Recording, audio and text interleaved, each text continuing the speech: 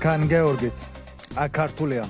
იერუსალიმის დროით დღის 12 საათია ისრაელის საზოგადოებრივი მაუწყებელი ქან რეშეტბეთი რადიო რეკაზე წარმოგიდგენთ საინფორმაციო ანალიტიკურ გადაცემას ქართულ ენაზე. ყოველ ხუთშაბათს და შაბათს 12-დან 1 საათამდე ქან რეკას ეთერში გიყვებით დღის და კვირის მთავარ ამბებს ისრაელიდან და ახლო აღმოსავლეთიდან, ფაქტებით და ანალიზით. პირდაპირ ჩართვით იერუსალიმის სტუდიიდან. გვისმინეთ FM 100-ზე და 3-ზე, FM 103-ზე და 1-ზე, ასევე ისრაელში მცხოვრებ აუდიტორიას ჩვენ გადაცემის მოსმენა შეუძლია ისრაელის საზოგადოებრივი მაუწყებლის ოფიციალურ ვებგვერდზე და საკაბელო ტელევიზიების მეშვეობით. ჰოტზე 312 არხზე, IS-ზე 752 არხზე. ხოლო საერთაშორისო საზღვარგარეთ მცხოვრებ ჩვენს აუდიტორიას ასევე შეუძლია გადაცემის მოსმენა და ჩვენი ლაივის ყურება გადაცემის ოფიციალურ Facebook-ის და YouTube გვერდებზე. ეს ისრაელის საზოგადოებრივი მაუწყებელია, მე მიხეილ ხეცოიძე ვარ, შალომი იერუშალაიმ.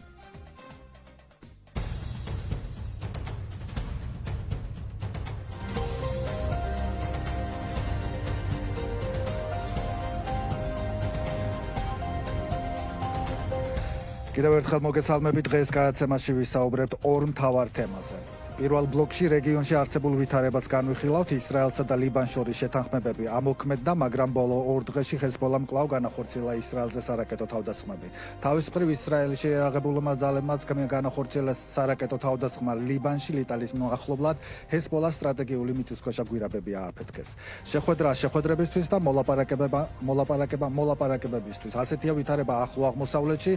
ამერიკა კვლავ ირანთან მოლაპარაკების გამართვას ცდილობს, თავის მხრივ ირანი აცხადებს, რომ სრული უნდობლობა აქვს ამერიკის შეერთებულ შტატებთან. ასევე დღევანდელ გადაცემაში ვისაუბრებთ მეორე ბლოკში ვისაუბრებთ ისრაელის შიდა პოლიტიკაზე. წინასაარჩევნო მარათონი უკვე დაწყებულია, მიუხედავად იმისა, რომ ომი არ დასრულებულა, უკვე იკვეთება ახალი პოლიტიკური კონფიგურაციები. ისრაელი უკვე შედის წინასაარჩევნო პერიოდში, მიუხედავად იმისა, რომ ახლო აღმოსავლეთში ომი არ დასრულებულა. ბენეტი და ლაპიდი ერთიანდებიან, იქნება ახალი პოლიტიკური კოალიციები, გადი აიზენკოტი ცდილობს ოპოზიციურ გაერთიანებას, თავად მოქმედი პრემიერ-მინისტრი ბენიამინ ნეთანიაჰუ კი ჯერ არ იწყებს საარჩევნო კამპანიას.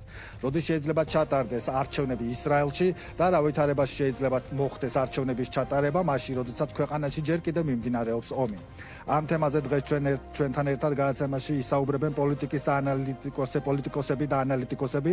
პროფესორ გია ნოდია შემოგვიერთდება მალე, პარტია ლიკუდის წევრი ადვოკატი და ბათიამის მერის მოადგილე დავით პაპია იქნება ჩვენი სტუმარი და გადაცემის ბოლოს ასევე ჩაგვერთვება პოლიტოლოგი, სტრატეგიული კონსულტაციის ექსპერტი აშკელონიდან ბენ აბრაამ. დავითი დარჩი, ჩვენთან ერთად წინ საინტერესო გადაცემა გელოდებათ.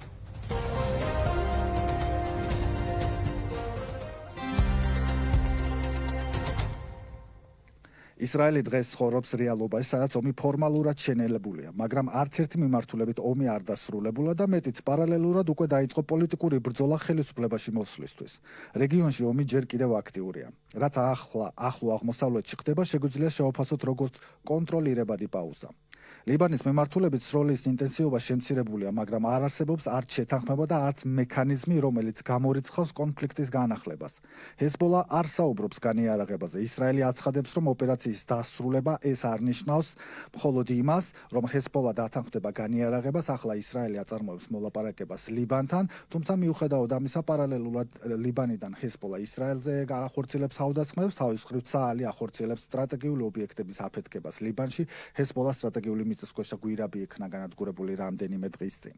ირანის მიმართულებით ვითარება კვლავ უცვლელია, უფრო რთულია, რადგან მოლაპარაკებების პროცესი მიმდინარეობს, მაგრამ ამავე დროს არც ვაშინგტონი და არც იერუსალიმი არ გამორიცხავენ სამხედრო სცენარს.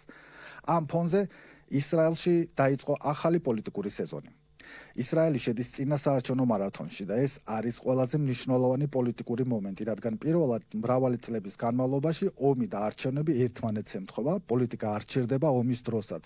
პირიქით ასე დროს ის უფრო მძაფრდება. უკვე ჩანს პირველი კონფიგურაციები, როგორც უკვე გითხარით, ნაფტალი ბენეტი და იაირ ლაპიდი ცდილობენ შექმნან ერთიანი ცენტრის ძალა, რაც მიუთითებს, რომ ბრძოლა იქნება არა მხოლოდ ინდივიდუალურ პარტიებს შორის, არამედ ბლოკებს შორის. ამის პარალელურად გენშტაბის ყოფილი ხელმძღვანელი გადი აიზენკოტი აქტიურად მუშაობს ოპოზიციის კონსოლიდაციაზე, რაც აძლიერებს სცენარს, სადაც მთავარი დაპირისპირება შეიძლება მივიღოთ ყველა ოპოზიციური პარტია ბენიამინ ნეთანიაჰუს წინააღმდეგ. ამავე დროს მოქმედი პრემიერ-მინისტრი ბენიამინ ნეთანიაჰუ ჯერ არ იწყებს ოფიციალურად საარჩევნო კამპანიას და მოქმედებს ფრთხილად, რაც ბევრ კითხვას აჩენს, მაგრამ რეალურად ეს უფრო ჰგავს სტრატეგიულ ლოძინს, ვიდრე სისუსტეს. ნეთანიაჰუს ტაქტიკა ამ ეტაპზე არის პოზიციების შენარჩუნება და მომენტის შერჩევა არჩევა, რადგან ომის ფონზე ნებისმიერი პოლიტიკური ნაბიჯი შეიძლება გადამწყვეტი იყოს. შედეგად მივიღეთ ერთიანი სურათი, სადაც ქვეყანა ერთდროულად არის უსაფრთხოების გამოწვევების და პოლიტიკური გარდამტეხი პროცესების შუაში. ომი არ დასრულებულა, უბრალოდ შევიდა დროებით პაუზის ფაზაში. რეგიონში რჩება არასტაბილური და ამავე დროს ისრაელში იწყება ბრძოლა ძალაუფლებისთვის. ისრაელის შიდა პოლიტიკაში პროცესები აშკარად გადავიდა აქტიურ ფაზაში. მმართველი გუნდი საუბრობს უსაფრთხოებაზე და მიმდინარე ოპერაციებზე, ხოლო ოპოზიცია უკვე ღიად საუბრობს, რომ ხელისუფლების შეცვლის მეთოდებზე და გეგმებზე. განცხადებები მკვეთრდება, ტონი მძაფრდება და ფაქტობრივად უკვე შეგვიძლია ვთქვათ, რომ ისრაელში წინა საარჩევნო კამპანია დაიწყო. მიუხედავად იმისა, რომ ოპოზიციამ ბენეტმა, ლაპიდმა და ასე შემდეგ დაიწყეს უკვე საარჩევნო კამპანია, თავად ისრაელის მოქმედი პრემიერ-მინისტრი ბენიამინ ნეტანიაჰუ ჯერ კიდევ საუბრობს უსაფრთხოების სტრატეგიაზე და მიმდინარე საფრთხეებზე. ჩვენ მუშაობთ გრძელვადიან შეთანხმებებზე, რომლებიც მოიცავს უსაფრთხოების სრულ სისტემას, სარაკეტო ინფრასტრუქტურის კონტროლს მთელს ტერიტორიაზე და უსაფრთხო გარემოს და ზოლის შექმნას ისრაელის ჩრდილოეთ რეგიონში. ჩვენ ვაგრძელებთ უსაფრთხოების ოპერაციებს და მოქმედებებს, მათ შორის ლიბანის მიმართულებითაც. ეს განაცხადა ნეთანიაჰუმ ხაზი გაუსვა კიდევ ერთ მთავარ თემას, რომ განსხვავებული აზრების მიუხედავად ისრაელში და ისრაელელების მთავარი ამოცანა არის საკუთარი მოსახლეობის უსაფრთხოება. როგორც უკვე გითხარით, ოპოზიციურ ბანაკში უკვე დაიწყეს პოლიტიკური კამპანიას, წინასაარჩევნო კამპანია, ფორმირებები დაიწყეს, ჩამოყალიბდა რამდენიმე ბლოკი, კოალიცია, საუბარია ერთიან ძალაზე, ოპოზიციამ ფაქტობრივად შეგვიძლია ვთქვათ, რომ გასულ კვირას წინასაარჩევნო კამპანია დაიწყო. ყოფილი პრემიერ-მინისტრი ნაფტალი ბენეტი საუბრობს ახალ პოლიტიკურ ძალის ფორმირებაზე. ისრაელი იმყოფება ერთ-ერთ ყველაზე რთულ პერიოდში და ახლა საჭიროა პასუხისმგებლიანი ლიდერობა. ჩვენი მიზანია შევქმნათ ისეთი პოლიტიკური ძალა, რომელიც შეძლებს გადაწყვეტილებების მიღებას, უსაფრთხოების გაძლიერებას და ქვეყნის სტაბილურობის შენარჩუნებას. ბენეტმა ეს განაცხადა წინასაარჩევნო კამპანიის ერთ-ერთ სატელევიზიო გამოსვლაზე და მან წარმოაჩინა თავის თავი როგორც ერთადერთი პოლიტიკური ლიდერი, რომელსაც შეუძლია ქვეყნის მართვა. იგივე ხაზს აგრძელებს ოპოზიციის კიდევ ერთი ლიდერი იაირ ლაპიდი, რომელიც უფრო ფართო პოლიტიკურ ალტერნატივაზე საუბრობს. ისრაელს სჭირდება ახალი გზა, პასუხისმგებლიანი და სტაბილური ხელისუფლება. ჩვენ მუშაობთ იმისთვის, რომ შევქმნათ ფართო და ძლიერი ალტერნატივა, რომელიც შეძლებს ქვეყნის გაერთიანებას და უსაფრთხოების აღდგენას. ეს არ არის მხოლოდ არჩევნები, ეს არის არჩევნები ქვეყნის მომავალზე. ლაპიდი აქ უკვე პირდაპირ აყალიბებს მთავარ გზავნილს, რომ ეს იქნება არჩევნები, არა უბრალო ერთი ჩვეულებრივი არჩევნები, არამედ ძალიან მნიშვნელოვანი სტრატეგიული არჩევნები იმ დროს, როცა ქვეყანაში ჯერ კიდევ მიმდინარეობს ომი. ოპოზიციაში ასევე მიმდინარეობს კოალიციური მოდელის ჩამოყალიბება და ერთიანი ბლოკის შექმნის მცდელობები. თუ თავის მხრივ ლაპიდმა და ბენეტმა შექმნეს კოალიცია, ბლოკი, ახლა ოპოზიციის ერთ-ერთი ოპოზიციონერი და გენშტაბის ყოფილი ხელმძღვანელი გადი აიზენკოტი საუბრობს პოლიტიკური გაერთიანების მნიშვნელობაზე. ნაფტალი ბენეტი და იაირ ლაპიდი ჩემი პარტნიორები არიან ამ გზაზე, მათ მიიღეს გადაწყვეტილება და მათ მე მივესალმები. ჩემთვის მთავარი მიზანი არის იყოს გამარჯვება, ქონდეს გამარჯვება სიონისტურ კოალიციას. იმედის კოალიციას ამ ყველაზე კრიტიკულ არჩევნებში, რაც ისრაელს ქონია მისი არსებობის მანძილზე. აიზენკოტი აქ პირდაპირ საუბრობს ერთიან კოალიციაზე და ამ არჩევნების განსაზღვრავს როგორც ისტორიულ მნიშვნელობას. თუმცა ოპოზიციაში ერთიანობა სულაც არ ნიშნავს, რომ ყველა ოპოზიციური ლიდერი ერთ ხაზზე რჩება. მაგალითად, თავდაცვის ყოფილი მინისტრი ბენი განცი ცოტა ხნის წინ მეტად კრიტიკული იყო სხვა ოპოზიციონერი კოლეგების მიმართ, აი რა განაცხადა ბენი განცმა. אני חושב שהם מבינים את האמת והם פוחדים להגיד אותה. მე ვფიქრობ, რომ მათ იციან სიმართლე, მაგრამ მათ ეშინიათ ამის თქმა. ბენეტი და ლაპიდი გვერდსუვლიან პირდაპირ პასუხებს. მე ასე არ ვიქცევი, მე პირდაპირ ვსაუბრო, მე ყოველთვის პირდაპირ ვამბობ სათქმელს, მე მინდა მთავრობის შეცვლა და საბოლოო გადაწყვეტილება ამ მომრჩეველმა უნდა მიიღოს. მე არ დავტოვებ ქვეყნის მართვას ექსტრემისტების ხელში. განცმა აქ აირჩია კიდევ უფრო მკვეთრი ტონი და ერთგვარად შეგვიძლია ვთქვათ, რომ ამ განცხადების შემდეგ მან ბოლო გზაც მოიჭრა ოპოზიციურ პარტიებთან გაერთიანებისთვის, ხოლო კიდევ ერთი ოპოზიციონერი, რომელიც ამ ოპოზიციურ ფლანგზე, ოპოზიციურ კოალიციაში, ბლოკში არ მოიაზრება, თუმცა ისიც დარწმუნებულია, რომ არჩევნებზე გაიმარჯვებს, ეს არის ლიბერმანი და აი რა განაცხადა ლიბერმანმა. המהלך הזה מוכיח მიმდინარე პროცესები კიდევ ერთხელ აჩვენებს, რომ ისრაელში ერთადერთი რეალური მემარჯვენე ლიბერალური პარტია არის ისრაელი ჩვენი სახლია. ეს არის თანმიმდევრული პარტია, რომელსაც აქვს ღირებულებები და მყარი პოზიცია. ჩვენ შევძლებთ მთავრობის ფორმირებას. ჩვენი საერთო მიზანია შევცვალოთ 7 ოქტომბრის მთავრობა. ლიბერმანი აქ უკვე პირდაპირ აფიქსირებს მთავარ პოლიტიკურ მიზანს, მოქმედი ხელისუფლების შეცვლა ლიბერმანის მთავარი მიზანიც არის.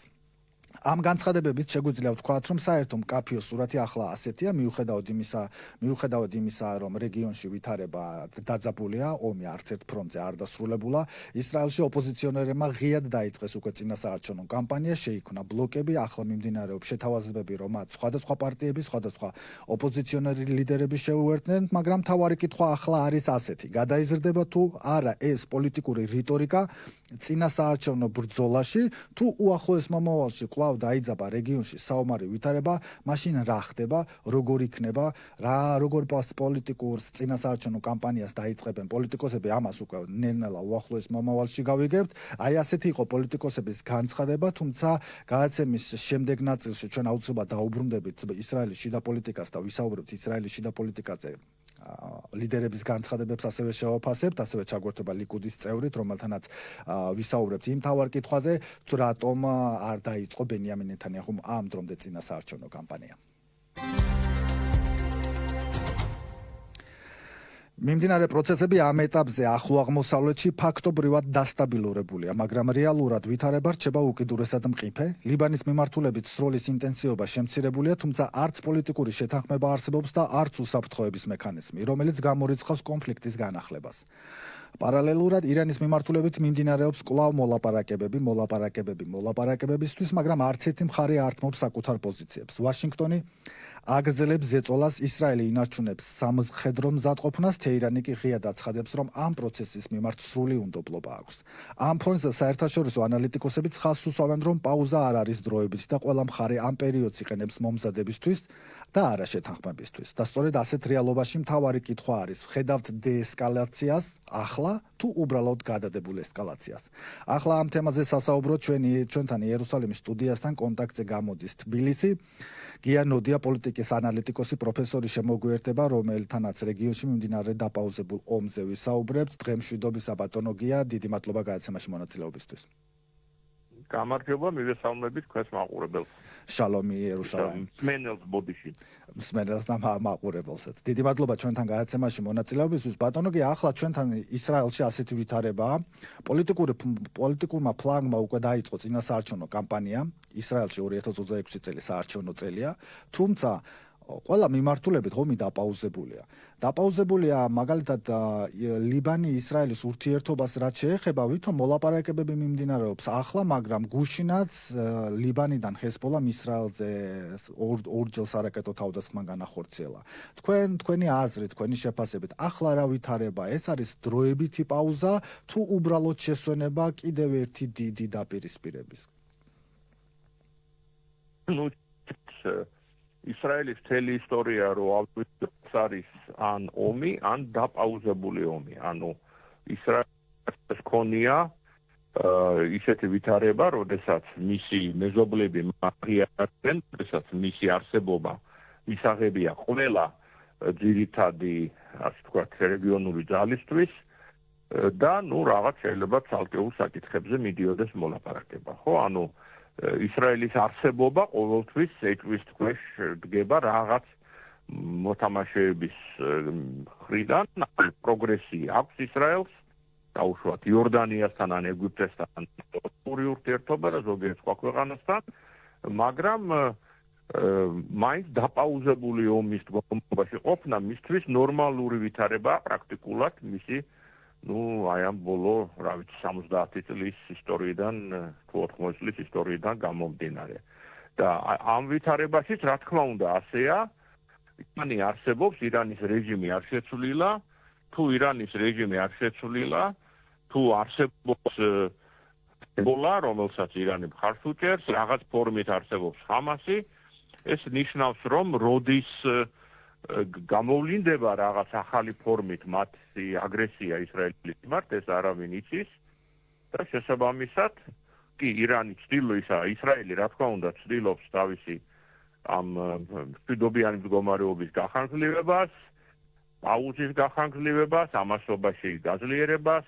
აი მთავარი კითხვა ზუსტად ეს არის, რომ რას მოიტანს პაუზა, იმიტომ რომ ახლა ისრაელს აქტიური, მაგრამ დაპაუზებული სამი ომი აქვს, ერთი ჰეზბოლასთან ლიბანში, ჰამასთან ღაზა სექტორს ჯერ კიდევ არ დასრულებულა და სხვა შორის დღეს ღაზა სექტორისკენ მიმავალი რამდენიმე გემი, რომელსაც ჰუმანიტარული ტვირთი მიჰქონდა ისრაელის სპეცნაზმა დააკავა, ასევე კიდევ ერთი ფრონტი ირანი. ახლა ისრაელს აქვს სამ ფრონტზე დაპაუზებული ომი და ქვეყანა ემზადება არჩევნებისთვის. საერთაშორისო კრიტიკოსები მიუხედავად იმისა, რომ ნეთანიაჰუს მხარს არ უჭერენ, ატომღაც ფიქრობენ, რომ ახლა ამ დაპაუზებული ომების პერიოდში ისრაელში პოლიტიკური მართლობა არ უნდა შეიცვალოს, რასაც ისრაელის მოსახლეობა არ ეთანხმება.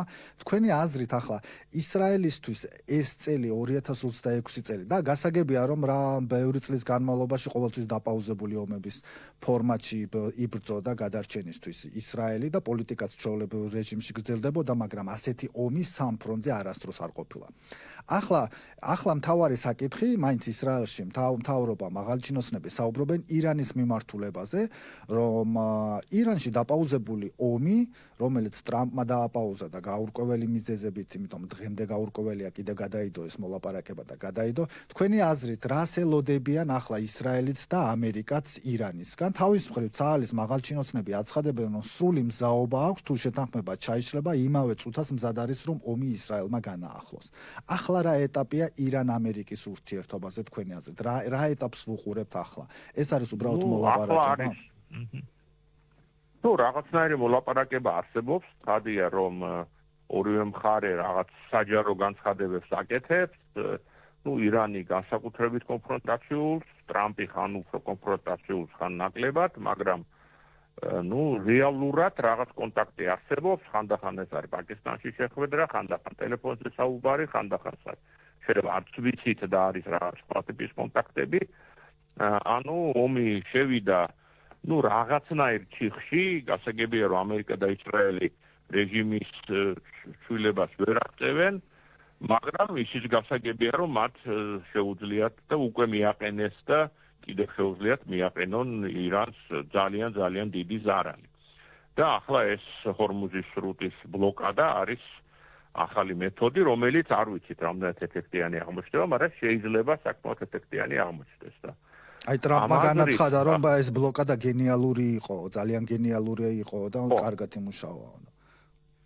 კი, ახლა ტრამპი ყოველთვისაც რამეს ამბობს, მაგრამ ობიექტურადაც შეგვიძლია ვთქვათ, რომ შეიძლება ეს ძალიან ეფექტიანი აღმოჩნდეს, იმიტომ რომ ახლა ირანის ტელეეკონომიკა დამოკიდებულია ნავთობზე, ნავთობის ექსპორტზე და ეს თუ შეუჩერე, ესე იგი რაღაც სუნთქვის საშუალებას აღარ აძლევს პრაქტიკულად და ამიტომ მე რა თქმა უნდა ძალიან ძნელია პროგნოზების გაკეთება, მაგრამ ჩემი აზრით რაღაც იმედი არის, რომ რაღაცნაირი შეთანხმება მაინც იქნება მიღწეული, რაღაც თქვა ერთი თვის მანძილზე, არ ვიცი, ვადას ვერ დავთქვამთ, იმიტომ რომ ტრამპსაც სჭირდება ომის მალე დამთავრება, იმიტომ რომ რაღაც ნავთობზე ფასების ზრდა, ბენზინზე ფასების ზრდა ამერიკაში მისთვის წამგებიანია, ზოგადად უკმაყოფილ არაპოპულარულია ომი ამერიკაში, მაგრამ მას არ შეუძლია ომი დამთავრდეს ისე, რომ მას ეს წაგებულ ომად ჩაეთვალოს. ხო, ამიტომ ნეთანიაჰუსაც სჭირდება დასრულება ომის. ხადია, ნეთანიაჰუსაც სჭირდება, უბრალოდ აი ამ ორ შორის ახლა ამერიკა უფროსი პარტნიორია და გასაგებია.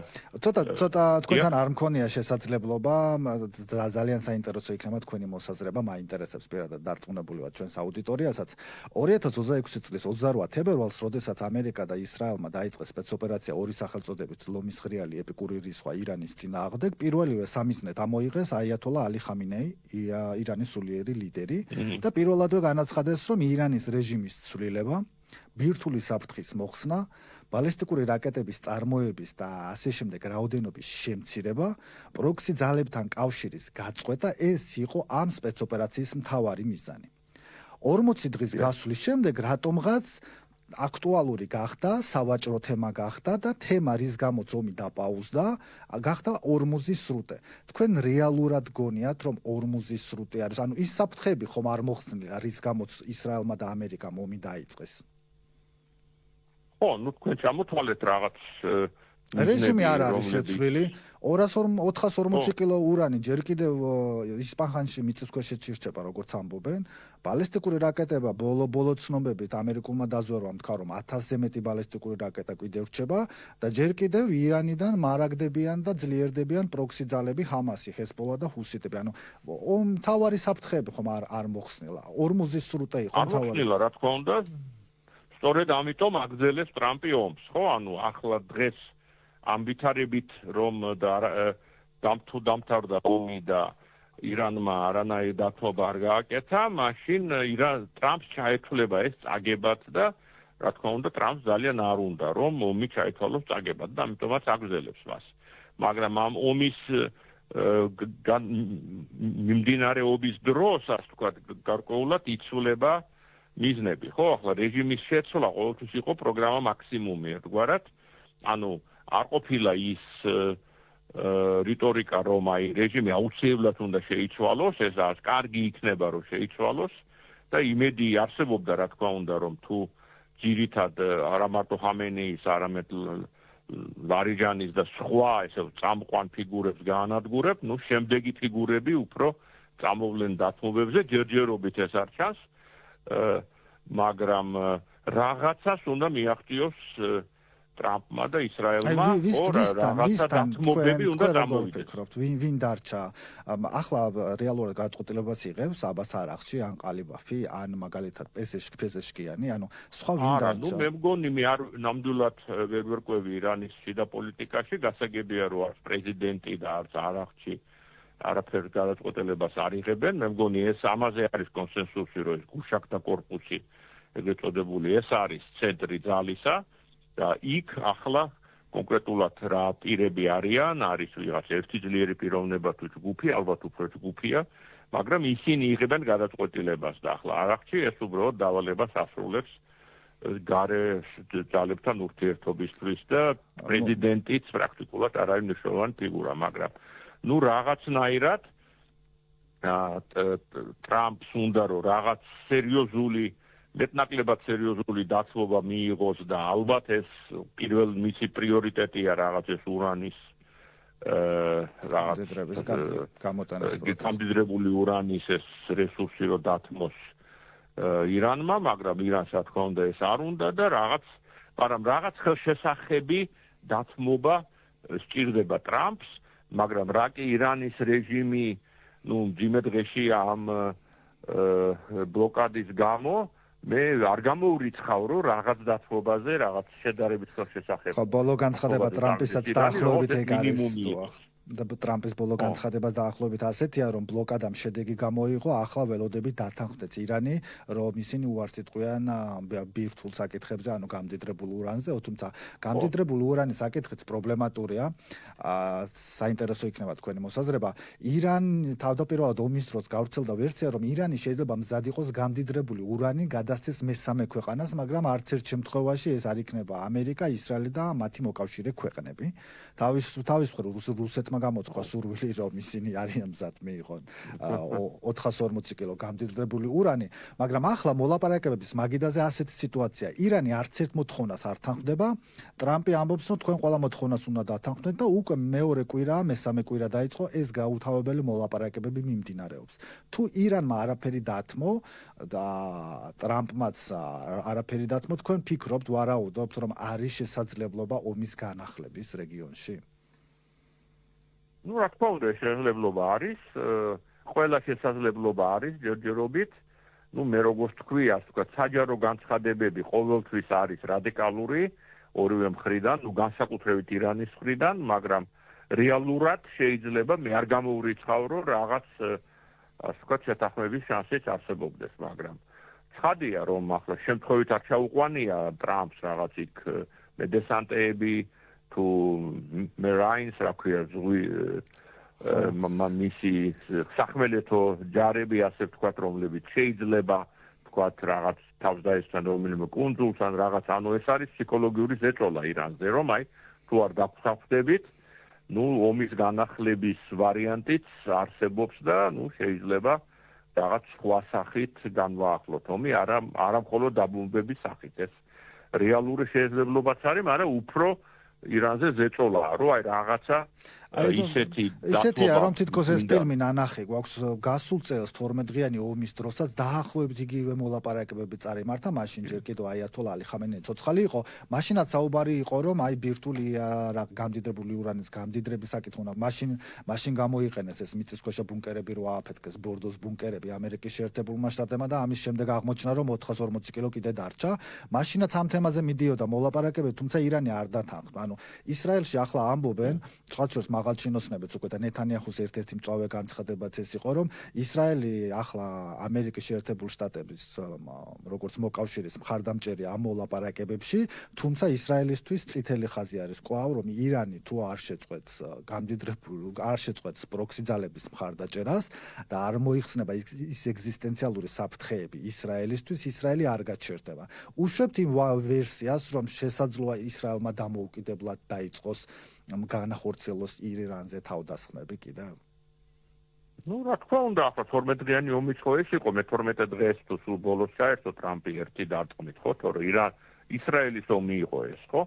ანუ მე-12 დღიანი ომი და რომელიც ძირითადად ისრაელის ომი იყო, მისი მიზანი იყო პრაქტიკულად როგორც პროქსი ძალების, ისე თვითონ ირანის ისე დასუსტება, რომ რაღაც დრო მოეგო ისრაელს პრაქტიკულად. არ მგონია 12 დღიან ომში იყო იმის ილუზია, რომ აი რეჟიმი შეიცვლება ან რაღაც პრინციპულად შეიცვლება, უბრალოდ ძალიან წარმატებული ომი იყო ამ მხრივ, რომ ჰეზბოლას მთელი ხელმძღვანელობა განადგურდა, ჰამასის რა თქმა უნდა რადიკალურად განადგურდა და ირანის გარკვეული შესაძლებლობები შესუსტდა, ასე ვთქვათ, ხო, მაგრამ რა კი ეს 12 დღიანი ომი იყო პრინციპში წარმატებული ამ თვალსაზრისით და მეორე მხრივ ტრამპს ჰქონდა ეს წარმატებული პრეცედენტი ვენესუელაში, რაღაცნაირად როგორც ჩანს ჩათვალეს ისრაელშიც და ამერიკაშიც, რომ მეტის მიღწევაც შეიძლება და აი ამ მეტის მისაღწევად დაიწყო ეს მეორე ომი. ჯერჯერობით ეს მეტი არ ჩანს, რომ მიღწეული იქნება, თუმცა როგორც თქვი, ვერ გამოურიცხავთ, რომ რაღაც სერიოზული მიღწევა იქნება. და ვერ გამოურიცხავთ იმას, რომ შესაძლოა ისრაელმა დაიწყოს დამოუკიდებელი მოქმედებები. ბატონო გიათლა, პოლიტიკის ანალიტიკოსი ხართ, აკვირდებით ვითარებას, კარგად იცით, დარწმუნებული ვარ ნეთანიაჰუს პოლიტიკაც. ახლა ნეთანიაჰუს არჩევნები აქვს 2026 წელს. სამ ფრონტზე ომი მას ჯერ არ დაუსრულებულა, ყველა ფრონტზე ომი გაყინულია. ერთის მხრივ რომ საუბრობდნენ, რომ ღაზა სექტორში ჰამასი განადგურებულია, ჰამასმა განიარაღებაზე უარი განაცხადა, მას შემდეგ რაც ეპიკური რისხვა ომი დაიწყო ლომის ღრიალი, ჰამასმა უარი განაცხადა განიარაღებაზე. ამ დროს ისრაელმა მოითხოვა ჰეზბოლას განადგურება და განიარაღება, ჰეზბოლაც უარს აცხადებს, ირანში რეჟიმი ჩამოშლილი არ არის. ეგზისტენციალური საფრთხე ისრაელისთვის არ მოხსნილა, ჯერ კიდევ აქტიურია. ამ შემთხვევაში ნეთანიაჰუს რა ექნება ამ მომრჩევლისთვის სათქმელი? ანუ როგორც პოლიტიკოსთვის და რეგიონალური ლიდერისთვის ახლა ეს არჩევნები გადამწყვეტია და სწორედ ამიტომ სვავ ამ კითხვას. თქვენი აზრით ახლა აი ამ ვითარებაში რომ დათანხმდეს ნეთანიაჰუ ტრამპის ყველა მოთხოვნას და უბრალოდ დაპაუზდეს ყველა მიმართულებით ომი. ამ მომრჩევლისთვის სათქმელი რა ექნება ნეთანიაჰუს მაშინ? ალბათ ის ექნება სათქმელი, რომ მან ძალიან დიდი ზიანი მიაყენა ისრაელის მტრებს, აჩვენა, ასე ვთქვათ, რეგიონში ისრაელის ძალა, თუმცა, რა თქმა უნდა, ის ვერ უარყოფს, რომ რაღაც საბოლოო გადაწყვეტა პრობლემის არ მომხდარა, ანუ ეგზისტენციალური საფრთხე რჩება, მაგრამ ახლა შეუძლია თქვას, როგორც მე ვთქვი გადაცემის ამ ჩართვის დასაწყისში, რომ ისრაელი ყოველთვის ედგა ეს ეგზისტენციალური პრობლემა, არ ყოფილა მის უახლეს ისტორიაში პერიოდი, როცა მის წინაშე ეს არ იყო, უბრალოდ ძალთა თანაფარდობაზეა საუბარი, ხო? ძალთა თანაფარდობა შეიცვალა ისრაელის სასარგებლოდ თუ მისი მტრების სასარგებლოდ და ნეთანიაჰუს ალბათ ექნება ის სათქმელი, რომ აი ამ ბოლო წლების ომების უბრალოდ შედეგად ისრაელ ძალთა შეფარდება ისრაელის სასარგებლოდ შეიცვალა. შეიძლება საარჩევნოდ ისიც კონდეს, რა თქმა უნდა, რომ 43 წლის შემდეგ პირველად ოფიციალური ბეირუთი და იერუსალიმი მოლაპარაკების მაგიდასთან დასხდნენ. ერთის მხრივ ეს რამდენად შედეგიანი იქნება, ჯერ კიდევ ჰეზბოლა არ არის განიარაღებული, თუმცა ესეც მნიშვნელოვანი ისტორიული ნაბიჯია, რომელიც ნეთანიაჰუს მართლობა. რა თქმა უნდა, ისრაელის სტრატეგია და ნეთანიაჰუს სტრატეგია ხო ის არის, რომ რაც შეიძლება მეტი არაბული ძალა დაიყოლიოს, ასე ვთქვათ, ისრაელის აღიარებაზე.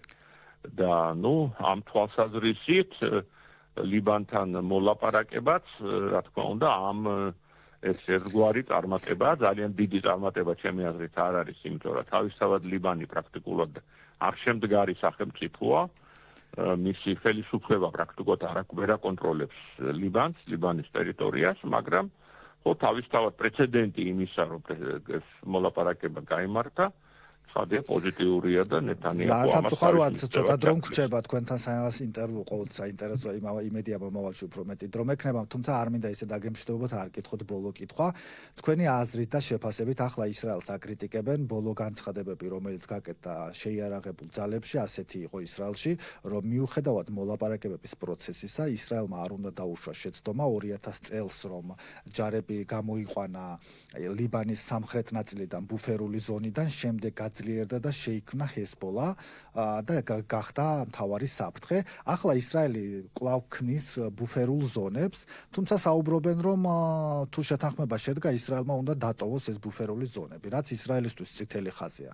თქვენი აზრით, საერთაშორისო კრიტიკოსები აკრიტიკებენ ისრაელს, რომ ეს იქნება ერთგვარად ოკუპაცია თუ შეთანხმება შედგა, მაგრამ ჰეზბოლა თუ არ განიარაღდა, ისრაელს ხო აქვს სრული უფლება, რომ კვლავ შექმნას და დარჩეს ამ ბუფერულ ზონებში ლიბანის უკიდურეს სამხრეთ ნაწილში. როგორც ყველა მოლაპარაკებაში, მხარეები, ასე ვთქვათ, ითვლიან რაღაც სარგებელს და დანაკარგს, ხო? ცხადია, რომ ჰეზბოლა არსებობს, მერე რა რომ რაღაც ერთი თაობა ლიდერების ფიზიკურად განადგურდა, მაგრამ იდეა დარჩა, ირანის ხარდაჭერა დარჩა, ამიტომ ჰეზბოლა რჩება საფრთხეთ და ბუნებრივია რომ ისრაელი რაღაც ზომებს იღებს და ეს ზომები არის ლეგიტიმური თავისთავად, ხო? იმიტომ რომ შენ ებრძვი მტერს, რომელსაც შენი საერთოდ განადგურება უნდა, არა რაღაც კონკრეტული პრეტენზია აქვს, არამედ წინააღმდეგია შენი არსებობისა საერთოდ, ხო? გასაგებია რომ ამ ესეთი მტრის წინააღმდეგ ლეგიტიმურია სხვადასხვა მეთოდი, ბუნებრივია ეს და რომელიც აირჩევს ისრაელი, ახლა მან რო დათმოს ეს კონტროლი გარკვეულ ბუფერულ ზონაზე, რაღაც ძალიან ხელშესახები სარგებელი უნდა მიიღოს აქედან. და ხელშესახები სარგებელი სულ მინიმუმ ხო ჰეზბოლას განიარაღება უნდა იყოს, ანუ ჰეზბოლა თუ არ განიარაღდა. ხო, რა თქმა უნდა, მაგრამ ჰეზბოლას განიარაღება, ჩემი აზრით, არ არის რეალისტური, თუ ჰეზბოლა არსებობს, ის მისი არსებობის აზრი არის ისრაელთან ბრძოლა, ხო? სხვა რისთვის არსებობს? მე თავის დროზე ასე ვფიქრობდი, სკეპტიკურად უყურებდი ჰამასის განიარაღებას, ჰამასის არსებობის ბოლო 10 წელი ისრაელში ვაშუქება. ყველა ომს და ადგილზეც ვარ ნამყოფი. ჰამასის განიარაღებაც სკეპტიკურად უყურებდი, თუმცა ბოლო პერიოდში, 2026 წლის დასაწყისში, იანვარში ჰამასის ლიდერები, სამხედროები ითხოვდნენ სამშვიდობო დერეფანს გასულიყვნენ ღაზა სექტორიდან და მზად იყვნენ განიარაღებისთვის. თუმცა მას შემდეგ რაც ომი დაიწყო ეპიკური რისხვა ლომის ღრიალი, მათ არ ვიცით, რიხი მოემატა და უარი თქვეს განიარაღებაზე, ახლა ისინიც უარს ამბობენ განიარაღებაზე და სხვა შორის ნეთანიაჰუს ეს პრობლემაც მოსაგვარებელი აქვს. დიდი მადლობა ბატონო გია, პოლიტიკის ანალიტიკოსი პროფესორი გია ნოდია საუბრობდა ჩვენთან პირდაპირ ეთერში.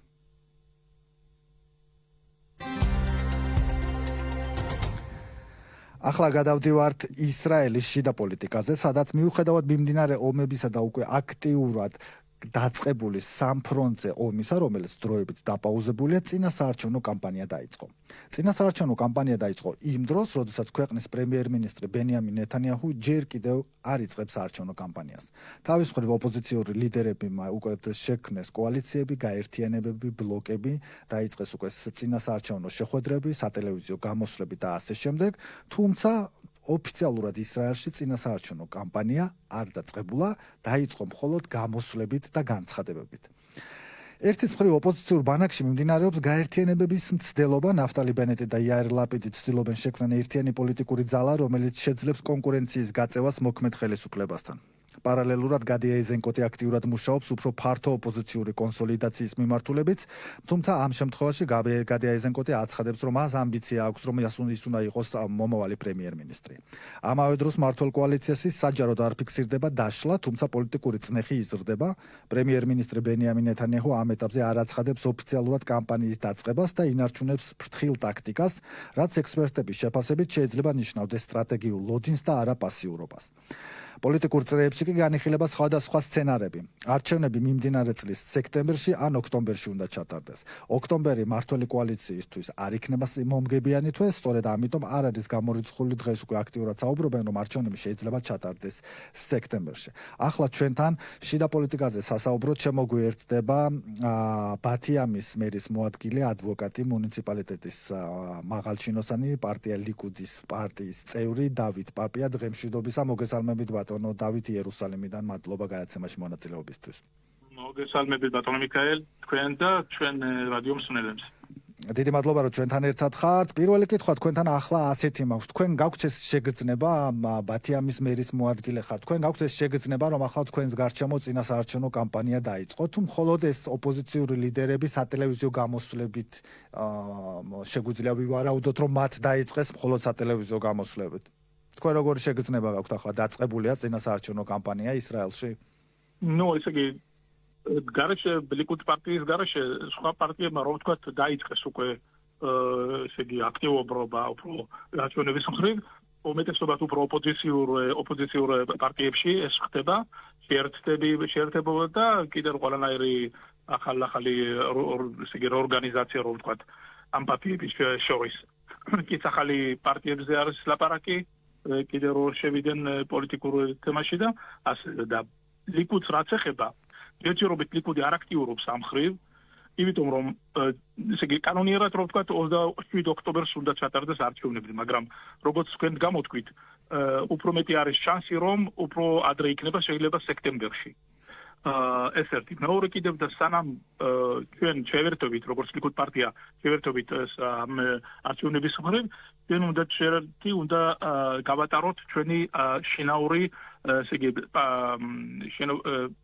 ჩვენ პარტიაში პრაიმერიზი, ეს არის ძალიან მნიშვნელოვანი ეტაპი ელოდება ლიკუდს ახლა წინ და ეს უბრალოდ მაგას ველოდებ ხო? ამაზე არის ჯერ ერთი რო ვთქვათ ლეგალური მხრივ ესე იგი არ გაუგებრობა ბენიამინ ნეტანიაჰუს შორის და კიდევ ხალხის პრესეთის პარლამენტის წევრის დავით ბიტანის შორის და ასევე კიდევ ხვებით რომ იმ მხრივ რომ ჩვენ პარტიაში უნდა ჩატარდეს რა თქმა უნდა როგორც დემოკრატიული პარტია ლიკუდი არის ეცვენებინებათ ალბათ ყველაზე დიდი პარტია ისრაელში რომელსაც ყავს 140,000 წევრი და ის წევრები რა თქმა უნდა მიიღებენ მონაწილეობა შინაურ ესე იგი პარტიულ გარჩევნებში, რომ კანდიდატები აირჩიონ პარტიის წევრებიდან. ახლა პრაიმერიზი იქნება მალე, წესით სავარაუდოდ. იქნება, ახლა დაზუსტებულად კიდევ თარიღი არ არის, რიცხვი არ არის ჯერ დანიშნული, ალბათ იმედია რომ ის იქნება ან ივნისის ბოლოს ან შეიძლება ის კი არა ივლისის დასაწყისში. თუმცა მე ვერ ვნახე ერთ-ერთი ადამიანი, მათ შორის ნეთანიაჰუს მოწინააღმდეგეც კი ისრაელში და მსოფლიოში, რომელიც იტყვის, რომ ახლა ლიკუდის პრაიმერიზის შემდეგ ლიკუდი უარს იტყვის, რომ პრემიერობის კანდიდატად ისევ ნეთანიაჰუ არ დაასახელოს. არა, მაგაზე არ არის საუბარი, რა თქმა უნდა. ნეთანიაჰუ იქნება ჩვენი ესე იგი ლიდერი პარტიის მომავალ არჩევნებისთვის. ეს არის რომ კანდიდატები, ესე იგი პარლამენტის კანდიდატები ვინ იქნება ჩვენ პარტიის მხრივ. ეგ თავისთავად უბრალოდ მაინც პრაიმერიზის შედეგად ოფიციალურად დასახელდება, რომ პრემიერობის კანდიდატი იქნება ნეთანიაჰუ. ჯერჯერობით ესე არ არის ოფიციალურად დასახელებული. თუმცა ახლა შევხედოთ ისრაელში როგორი ვითარებაა. ყოფილი პრემიერ-მინისტრები იაირ ლაპიდი და ნაფტალი ბენეტი აცხადებენ, რომ მათაც პრემიერობის სურვილი აქვთ, მათაც გამოცდილებაც აქვს და ამიტომაც გაერთიანდნენ. თავის მხრივ გენშტაბის ყოფილი ხელმძღვანელი გადი აიზენკოტიც ამბობს, რომ ის გაერთიანდება ნებისმიერ ოპოზიციურ ბრძალასთან, თუმცა მასაც აქვს სურვილი რომ იყოს ისრაელის პრემიერ-მინისტრი. აი, თუნდაც ამ ფორმალობაში, ამ ფორმულით, რომ გაერთიანდეს, ჯერჯერობით გაერთიანებულია ნაფტალი ბენეტის ბლოკი და იაირ ლაპიდის ბლოკი, შესაძლებელია მათ შეუერთდეს გადი აიზენკოტიც, თუმცა აი ასეთ შემთხვევაში სამი ლიდერიდან, რომელთანაც სამივეს პრემიერობა უნდა, თქვენ როგორ წარმოგიდგენიათ, როგორ უყურებთ, რა შანსები აქვს ასეთ შემთხვევაში მათ? ჯერეთი ეს ლიდერები ზოგადად არ იქნება ოპოზიციურ ლიდერებს. სამივეს ჯერ არ გადაუწყვეტიათ ვინ იქნება მართლა ლიდერი, მართლა მთავარი და კიდევ ჯერ არის ესე იგი ლეგალურად ფიქრული ეს ამბავი. ეს ლაპარაკები არის, მოლაპარაკება არის, ყველაფერი არის, მაგრამ სანამ მთლიანად არ შეიკრება ეს, ვერ იქნება რომ არის რაღაც ერთიანობა მაგათში. ეს ერთი. იმიტომ მაგათში არის ბევრი ეგო და რა თქმა უნდა აიზენკოტი თulis თავის თავს უნდა იყოს ლიდერი, არა ბენეტი და ბენეტი ნაბაროდ კიდევ. ასე რომ მაგათში არ არის ძლიერ გადაწყვეტილი არაფერი, რომ ვთქვათ ფორმალურად, ლეგალურად. ხო, პირველი გაერთიანების სურვილი 2026 წლის იანვარში გადი აიზენკოტმა გამოთქვა, მაშინ მან შესთავაზა ბენეტს გაერთიანება ერთი პირობით, თუ ის იქნებოდა პირველი პირი, მოგვიანებით რამდენიმე თვის შემდეგ ბენეტმა ლაპიდთან ერთად შექმნა ძალა კოალიცია ბლოკი და ამბობს რომ ის იქნება პრემიერ-მინისტრი, თუმცა პოლიტიკურ ვითარება ისრაელში მხოლოდ ნაფტალი ბენეტის და ოპოზიციის გარშემო არ მიმდინარეობს. მთავარი პოლიტიკური ძალა, რომელიც ბოლო რამდენიმე წელია 10 წლეულების მანძილზე თითქმის ყოველთვის სახელმწიფო კოალიციაში არის, ეს არის ლიკუდი და სწორედ ამ პარტიის წარმომადგენელი ხარ და კითხვა ახლა ასეთი მაქვს. ვინ არიან ლიკუდის მოკავშირეები უახლოეს არჩევნებზე, დაგეგმილ ამ წლის ბოლოს არჩევნებზე? ვის მოიაზრებს ლიკუდი საკუთარ თანამოაზრებად? სხვა შორის დავამატებ, გრძელი კითხვა გამომივიდა, ბენი განცის განცხადება იყო, მისი რეიტინგი ბოლო დროს აკრძნობა დაიკლო, თავის მხრივ მას კარგი დაუხურა ოპოზიციამ, ანუ ამ ოპოზიციურ ფლანგზე ბენი განცი ვერ მივა და მას ერთადერთი გზა იქნება სავარაუდოდ, რომ ამ არჩევნებზე რაღაც სახის კოალიცია შექმნას ისევ ლიკუდთან. ვინ არიან ახლა ლიკუდის გარშემო? ლიკუდის მხარდამჭერი ძალები ვინ არიან? რა თქმა უნდა არიან ეს ბენგვირის პარტია, სმოტრიჩის პარტია, არის კიდევ რა თქმა უნდა შას, ეს ორთოდოქსული პარტია, კიდევ არის აგუდათ ისრაელ და ასე პარტიები, რომელიც არიან უფრო ებრაული რელიგიის დამჭერი, ეს პარტიები რა თქმა უნდა შეუერთდებიან ლიკუდს როგორც დღეს და როგორც იქნა პოლიტიკური გამოკითხვა ხალხში გეცოდინებათ ეს ყველას ლიკუდის მხარე, ესე იგი ლიკუდის მხარის დამჭერები პარტიები ამ კოალიციის აღწევენ მინიმუმ 62 ადგილს პარლამენტში და შეიძლება 64 და შეიძლება მეტიც. მაგრამ ეს მინიმალური არის ასე 62. თუმცა აქ ერთი შემთხვევაა. თუ ამ შემთხვევაში კოალიცია, რომელიც ნეთანიაჰუს გარშემო გაერთიანდება, ლიკუდის საფარქვეშ, სხვადასხვა პარტიები, რომელიც ჩვენ ვთქვით, ბენგვირის, სმოტრიჩის და ასე შემდეგ, აქ მთავარი კითხვა რჩება და პრინციპში ყველა ჟურნალისტი ამ კითხვას ავს, თუ ულტრაორთოდოქსებთან ვერ დაალაგა ნეთანიაჰუმ ურთიერთობა და ულტრაორთოდოქსული ძალები არ შევიდნენ კოალიციაში ნეთანიაჰუსთან. ამ შემთხვევაში ხომ გაუჭირდება ლიკუდს მხოლოდ რამდენიმე პატარა პარტიასთან ერთად 62 მანდატის მოგროვება. რა თქმა უნდა, პოლიტიკაში ყველაფერი შეიძლება და ეს სცენარიოც შეიძლება მოხდეს, მაგრამ ამის შანსი არის ძალიან დაბალი, იმიტომ რომ ესე იგი ულტრაორთოდოქსულ პარტიებს არ აქვს სხვა ესე იგი ოფციები მეორე მხარეთ. აიგე პირიქით, ლიკუდი არის უფრო მაგათი მხარდამჭერი და უფრო ესე გამგები მაგათ ცნობებზე და ამიტომ რომ მაგენი ვერ დაждდებიან ლაპიდთან, ვერ დაждდებიან მართლა აიზენკოტთან, ბენეტთან, უფრო რა თქმა უნდა ჩანსია იაირ გოლანთან რა თქმა უნდა ვერ დაждდებიან. და ნუ ასე და ასე. ასე რომ რაც არ უნდა იქნება მაინც, ხო, რაღაც კომპრომისი მოხდება იმაერე რომ მაინც ეს რაც არის დღევანდელი კოალიცია ის ძით გააგრძელებს შემდეგშიაც. ასე არის ალბათ უფრო ჩანსი. და თქვენს ფიქრობთ რომ შესაძლებელია ეს ერთადერთი კითხვა არის ყველაზე აქტუალური დღეს სხვა შორის მთელი დღის განმავლობაში არაერთ სააგენტოზე წავიკითხე რომ შესაძლებელია დაინიშნოს ვადამდელი არჩევნები, თუმცა ვადამდელი არჩევნები რამდენად არის რეალური მაისში ახლა უკვე ქნესეთი ასრულებს თავის სესიას, მაისში-ივნისში ასრულებს და საუბარი არის სექტემბერში გაიმართოს ეს არჩევნები. თქვენ ფიქრობთ რომ მომავალ არჩევნებზე მაგალითად ისრაელის პოლიტიკაში ბევრი რამე გვინახია მეც თქვენს და ყველასაც, მაშინ როცა აუცილებელი არ არის 62 მანდატი კონდეს რომ უმრავლესობა შეკრა, შეგახსენებთ რომ ბენეტი რამდენი მანდატით მოვიდა გახდა ისრაელის პრემიერ-მინისტრი. შესაბამისად ისრაელის პოლიტიკაში ყველაფერი ამოსალოდნელი, თუმცა ახლა ნეთანიაჰუ საკუთარი იმიჯის გასაძლიერებლად ნეთანიაჰუ არა მხოლოდ ისრაელის, ასე ამბობენ რომ რეგიონალური ლიდერია და პრინციპში ასეც არის, ასეც პოზიციონირებს.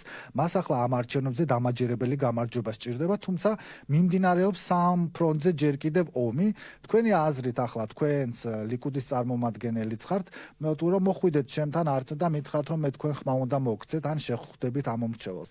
ომი არც ერთ ფრონტზე არ არის დასრულებული. რა ექნება ნეთანიაჰუს სათქმელი? ერთის მხრივ ახლა არ ჩქარობს საარჩევნო კამპანიის დაწყება სავარაუდოდ იმიტომ რომ სათქმელი არა აქვს თუ რატომ არ დაიწყო ნეთანიაჰუმ უკვე საარჩევნო კამპანია თქვენი აზრით? ესე იგი, კამპანია არ დაიწყო, იმიტომ რომ კიდევ გეუბნებით რომ ჯერ არ არის დაორგანიზებული თქვენი მხარე ამ იმ ხრივ რომ ჯერ შინაური, ესე იგი, პარტიული შინაური არჩევნები არ ჩატარებულა.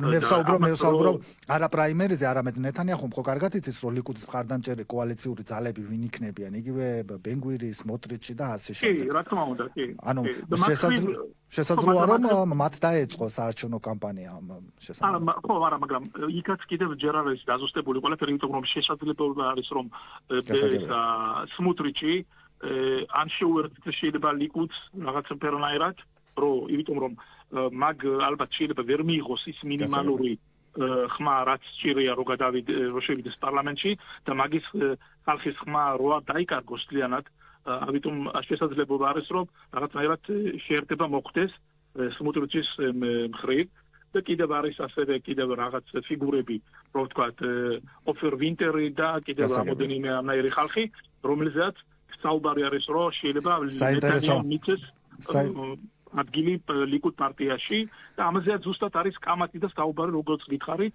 საინტერესოა თქვენთან საუბარი, იმედი მაქვს. იმედი დარწმუნებული ვარ, რომ უახლოეს მომავალში უფრო მეტი დრო გვექნება, პოლიტიკური ვითარება იძაბება, აქტიური პოლიტიკური სეზონი იწყება. ვფიქრობ, რომ ძლიერი აქტიური პოლიტიკური ზაფხული გველოდება და თქვენთან ერთად ბევრჯერ მიმოვხილავ პოლიტიკურ ვითარებას. გადაცემაში ცოტა დრო დაგვშვა, ამიტომ იძულებული ვარ დაგემშვიდობო. დიდი მადლობა, ძალიან საინტერესო იყო თქვენთან საუბარი. ლიკუდის პარტიის წევრი, ადვოკატი, ბათიამის მერის მოადგილე დავით პაპია იყო ჩვენი სტუმარი. ახლა კი ჩვენ გადაცემაში ვისაუბრებთ ისრაელის შიდა პოლიტიკაზე საუბარს გავაგრძელებთ, თუმცა სამოქალაქო სექტორით, მიუხედავად იმისა, რომ ახლა პოლიტიკა დაიძაბა, პოლიტიკურად აქტიური სეზონი დაიწყო, მიუხედავად იმისა, რომ ომები ჯერ კიდევ არ არის დასრულებული, თავის მხრივ წინა საარჩევნო კამპანია სხვადასხვა მუნიციპალიტეტებში უკვე დაიწყეს. რას ნიშნავს ეს? ახლა ჩვენთან სასაუბროდ ადვოკატი. პოლიტიკის სტრატეგიული კონსულტანტი ბენ აბრაამ დავიდი შემოგვიერთება. დღემშვიდობისა, მოგესალმებით იერუსალიმიდან ბატონო ბენ აბრაამ. გამარჯობათ, მიხაროთ. ერთი ისამაკ უნდა შევასწოროთ, ადვოკატი ჯერ არა ვარ. მაგრამ არა ვარ. უკაცრავად ხო ადვოკატი ჯერ არ ხარ.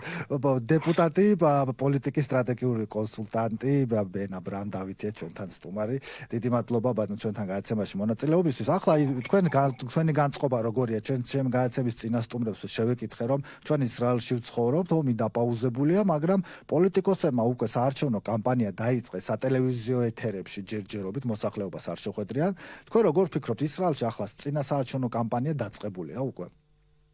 რა თქმა უნდა, თქვენ მართოს როგორც კი ხედავთ, ზუსტად ეგრე მდგომარეობა ეგეთია. ჩვენ ვატყობთ, ნახეთ უკვე სწორი დღის წინათ იყო უკვე შეერთება ორი პარტიის, ბენეტ იაშარ, ალპაი მესიევეშეშ და შეერთდა მაგას იაირ ლაპიდი. ზუსტად უკვე დაწყებულია და ეს მე მგონი ბოლო შეერთება არ იქნება ამ კომპანიაში. მაგრამ ჩვენ კიდე არ ვიცით, როდის იქნება ზუსტად არჩევნები. ელოდებით რომ მათ შეუერთება გადი აიზენკოტიც? არა ვარ დარწმუნებული, თუ სჭირდება მაგას აიზენკოტთან, იმიტომ როგორც ვატყობთ, опроსებში კაი დგომარეობა აქვს მაგას, მაგრამ ჩვენ როგორც ვიცით ისტორიიდან ყველა შეერთება რომელიც ხდებოდა პირველ კვირას მაქსიმუმი 2 კვირა опроსები იყო ძალიან კარგი და მე ნელა შეცვლილება იწყება და ისე ბრუნდებიან ის და სადაც იყვნენ თავისგან ყოველი ცალკე. თქვენ დეპუტატი ხართ და პოლიტიკურ სტრატეგიულ კონსულტაციებს უწევთ სხვადასხვა ადამიანებს, ლიდერებს. ახლა თქვენი აზრით, აი ჩვენს აუდიტორიას რომ უთხრათ, რეგიონში ომები არ არის დასრულებული, ხამასი არ არის განიარაღებული, ჰეზბოლა არ არის განიარაღებული და ასე შემდეგ და ასე შემდეგ. ბენიამინ ნეთანიაჰუს რა ექნება ამ მომრჩევლისთვის სათქმელი? ახლა რა სიტყვის, რა სათქმელი აქვს ამ მომრჩეველს ნეთანიაჰუს? ამ მომრჩეველთან?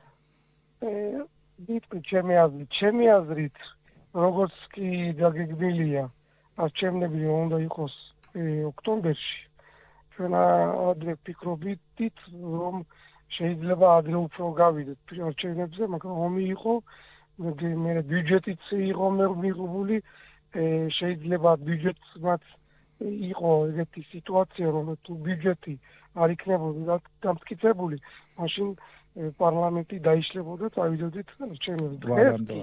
მე ისევ ვფიქრობ, შეიძლება არც ოქტომბერში იყოს არჩევნება, იმის გამო რომ ომი არ არის დამთავრებული, ჩვენ ვატყობთ, ხედავთ, რომ ამერიკა ირანთან ჯერ არ არის მოლაპარაკება დამთავრებული, ისე მგონია ჩვენ დავბრუნდებით ომში, უნდა გაგახსენოთ, რომ ზაფხულს არის გადიან პაგრა ქართულად არის კანიკულები, ხო? დიახ, შესვენება, საზაფხულო, დიახ, რო გამოაცხადონ არჩევნები, უნდა იყოს,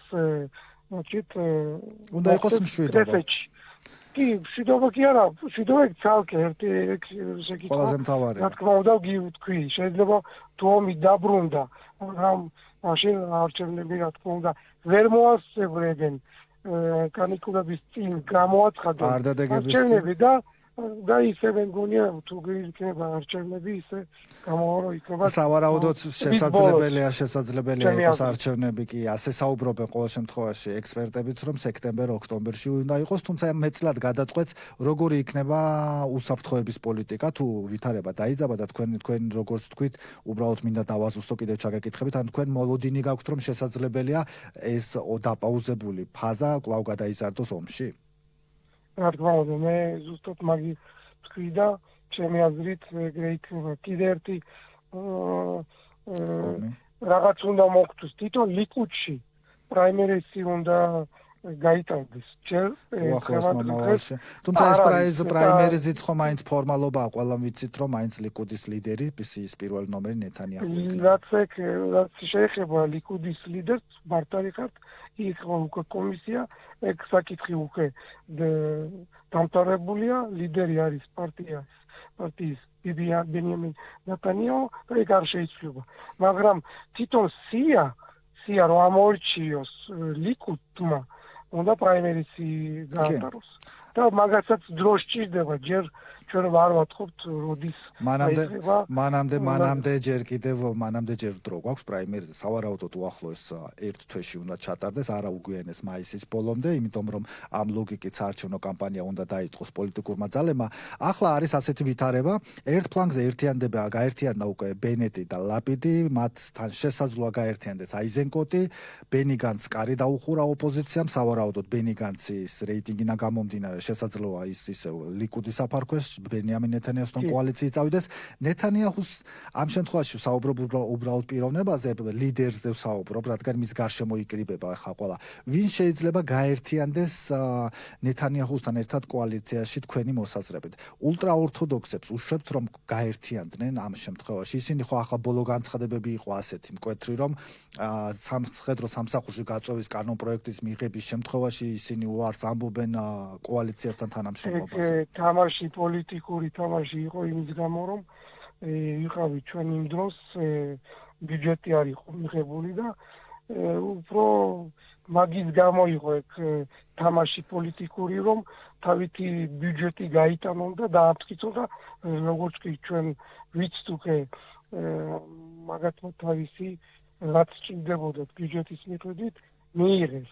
და არ მგონია არ შეეცდნენ ლიკუს ისე როგორც იყო უკვე 3 წელიწადზე მეტი იყვნენ კოალიციაში. დაბრუნდებიან, მაგაში მე თავარი არის რომ ქვეყანაში მშვიდობა იყოს, ომი თუ არ იქნება, პოლიტიკური ვითარება დაიძაბება და თქვენთან არაერთხელ საარჩევნო წელია, პოლიტიკურად აქტიური 2026 წელია და თქვენთან არაერთხელ ბევრჯერ უფრო მეტი დრო მექნება რომ პოლიტიკურ ვითარებაზე ვისაუბროთ, შევაფასოთ უკვე შემდეგ გადაცემებში გეპატიჟებით წინასწარ შევაფასოთ უკვე, როდესაც პრაიმერიზი ჩატარდება, როდესაც გვექნება სიის პირველი ათეული ცნობილი, როდესაც მათი საარჩევნო კამპანია და საარჩევნო დაპირებები გვეცოდინება, უფრო თავისუფლად პოლიტიკურ ჭრილში შევაფასოთ. დიდი მადლობა რომ დღეს ჩვენთან გადაცემაში მონაწილეობდით. იგეც გისურვებთ იყოს მშვიდობა და გამარჯობა ისრაელში, საქართველოში და სოფლიოში. დიდი მადლობა დეპუტატი პოლიტიკის სტრატეგიული კონსულტანტი ბენ აბრაამ დავითი საუბრობდა ჩვენთან პირდაპირ ეთერში.